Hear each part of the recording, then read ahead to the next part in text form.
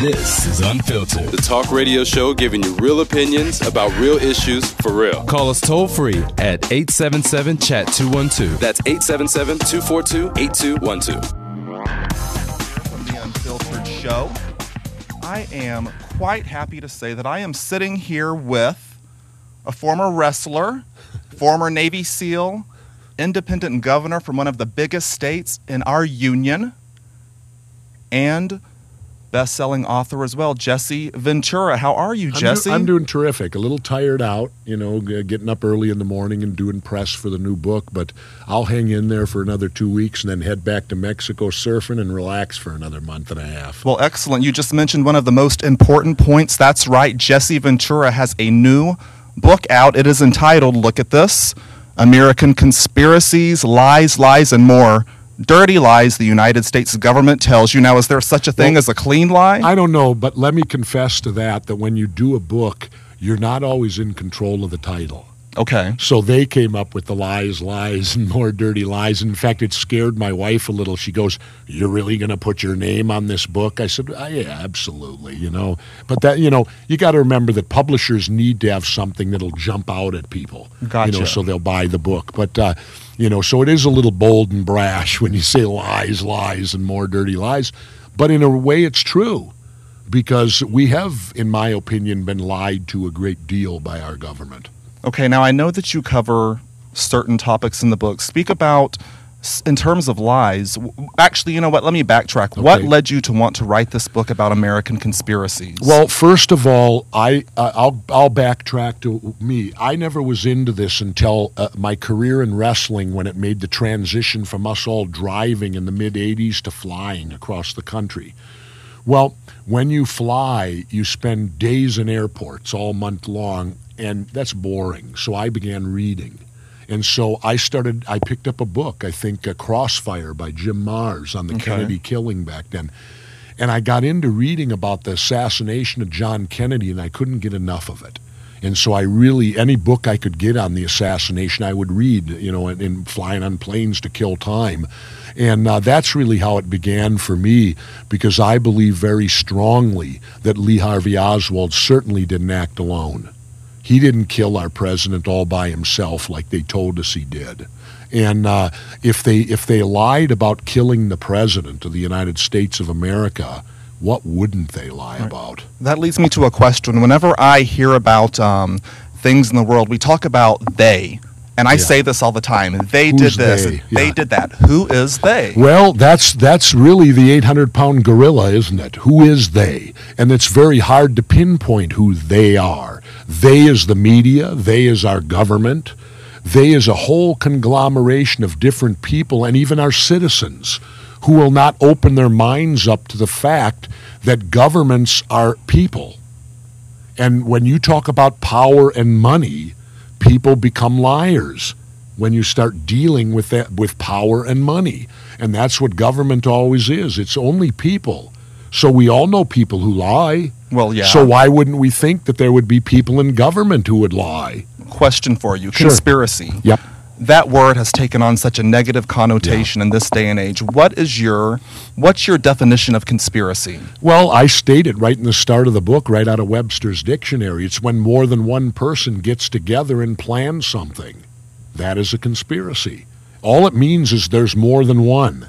Right. If you go beyond one person, then you have, by definition, a conspiracy. And then you also state in the beginning of the book, the foreword, the prologue, that when you talk about conspiracies and the ones that you discuss in the book, you're not talking about UFOs and conspiracies of that nature. No. We're talking about things basically in our government, people, and the great thing, in reading, I don't like to read fiction. There's great fiction writers, Tom Clancy, Vince Flynn, all those people, terrific writers. But when I look at that, that's just simply a writer using his imagination to create a story. Right. Well, I have my own imagination. I can do that on my own. So I like to read history, or what we conceive history to be, or project history to be. History, I've learned, is not always accurate. And speaking of history, I just want to get this out there. Sure. When I was reading the book, you interspersed a lot of biographical information as you're talking about the the various conspiracies that were out there that you Sure. cover in the book. Sure. I just want you to speak a little bit about the age that you grew up in, because I think that's important Oh, yeah. to get your perspective Sure. on how you're viewing things as we start out 2010. Sure. Well, the age that I became aware, of course, was back in the 60s. You know, I was alive when President Kennedy was killed. I was in 7th grade. And, of course, in 7th grade, you don't know anything. You believe whatever you're told. But then along came the rest of the 60s. Bobby Kennedy gets killed. Martin Luther King gets killed. Malcolm X gets killed. And the unique thing, and later on John Lennon, right here in New York, gets assassinated.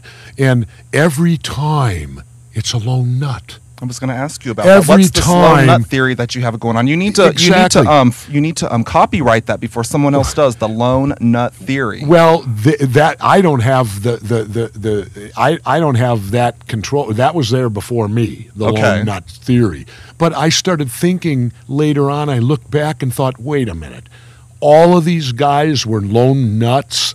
There wasn't one time that more than one person got together to kill. And these guys, the funny thing about these lone nuts is that they were all failures in life. And yet they're successful when they try to assassinate a prominent individual. They're able to pull that off with virtually no trouble at all. And that's just beyond my comprehension that could happen in every one of these murders. Now, except Malcolm X, of course, there was more involved there. But there also was a tie. These guys met with the FBI the day before.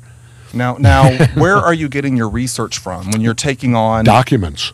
documents? And that's Dick Russell. Let me give credit where it's due. My Who is your co-writer, Dick Russell. Dick Russell is one of these phenomenal people who can do research. Okay. And when you do a book like this, what it's like taking a jigsaw puzzle and throwing all the pieces on the floor in a mess. And you start with one piece of information, and pretty soon you start building. And pretty soon, will you eventually get the whole jigsaw puzzle put together? No, that can't happen. But you can get enough of the pieces put together to where you can recognize what the picture should be. Now, something I wanted to ask you about, as everybody knows, you're the former governor of Minnesota. You speak about this in the book, and I wanted to bring this up because I think it's very, very important. After you're inaugurated, you've won the gubernatorial race in Minnesota, huge state. And when you're a governor, you're really on a national scale at that point in time. I was, especially because I was an independent governor. Exactly. Although people don't realize there were two of us. Two independents. Yeah. I got all the publicity, but there was Governor Angus King of Maine. Okay. And he had actually served 4 years before me. He was on his second 4-year term when I came in. But Angus is a low-key guy who never got, because he wasn't a former pro wrestler and he wasn't everything I was. But Angus King, I'll tell you, was a godsend to me.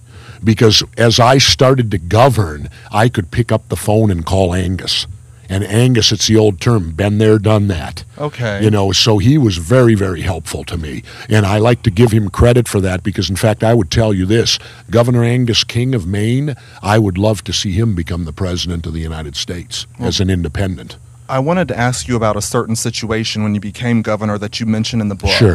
You actually got pulled into a room and you were questioned by what I like to refer to as the Men in Black. Can you just speak about this a little bit? Well, what happened was I had been in office maybe less than a month, and I was requested to the bowels of the Capitol before the legislature even got in to be questioned by 23 members of the Central Intelligence Agency. And I did it because, number one, I truly didn't know the power I had as governor yet. And number two, I thought as a citizen, well, it was my obligation to do that. If they wanted to talk to me about something, why shouldn't I talk to them? So I went down there and did talk to them. All their questions dealt with how did I get elected. Right. And so when I was done, I was kind of confused, and I thought, you know, I'm going to call a friend of mine who I know is much more, could give me knowledge on this, and that's a gentleman named Richard Marcinko. You may know him. He writes these Rogue Warrior books. He's the creator of SEAL Team 6, the anti-terrorist unit, Red Cell. He retired as a full commander after being an enlisted man, 30 years with the Navy SEALs. So I called Dick up and told him what happened, and he started laughing on the other end. And I said, Dick, what do you think this is about? He said, they didn't see you coming. But I just don't find this funny. I mean, that's scary. Are you Well, scared he that you're ever laughed going to be about it, but I mean, are you ever scared? That someone might kill you, that you might be No. offed, or no, don't you think that happens? sure it can, but I'm not in a position of power anymore. You don't think so? Not really. I mean, I figure that if put it this way. If all these conspiracies are false, like people want to believe, then what danger am I in?